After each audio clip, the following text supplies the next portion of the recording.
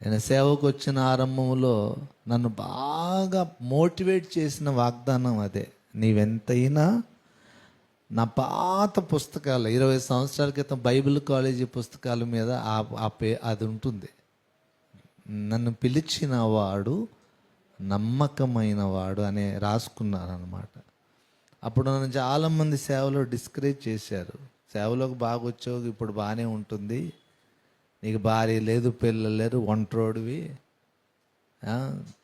దేవుడు అన్నం పెడితే తింటా, లేకపోతే ఆకలితో పస్తుంటా, చచ్చిపోతా, ఆయన సేవలో చచ్చిపోతావా, చాలా పెద్ద పెద్ద మాట్లాడుతున్నావు అని కొందరు పెద్దలు నన్ను ఏమన్నారంటే, తర్వాత పెళ్ళి అవుతుంది, పిల్లలు పుడతారు, ఎన్ని ఈతి బాధలు ఉంటాయి తెలుసా, జాగ్రత్త, నువ్వు సేవ అని ఏదో ఎవరో చెప్పిన దాన్ని బట్టి మోటివేట్ అయిపోయినట్లు ఉన్నావు, దేవుడు నన్ను పిలిచాడంటే అది నీ భ్రమ, నీ అలా భ్రమ కలిగింది అన్నారు అన్నమాట. ఇదేంటి ఇలా కన్ఫ్యూజ్ చేసి పడేశారు నన్ను, వాళ్ళు దేవుడు నన్ను పిలవలేదా అన్న అనుమానం వాళ్ళు చెప్పిన మాటలను బట్టి వచ్చింది. ప్రార్థన చేస్తే దేవుడు ఇంకా పిలుపును నిశ్చయపరిచి ఇంకా 2-3 ప్రవచనాలు ఇచ్చి, సేవ చేయనని చెప్తున్నావేంటి, నేను నిన్ను పిలిచాను కదా అని దేవుడు స్థిరపరిచి నిలబెట్టాడు.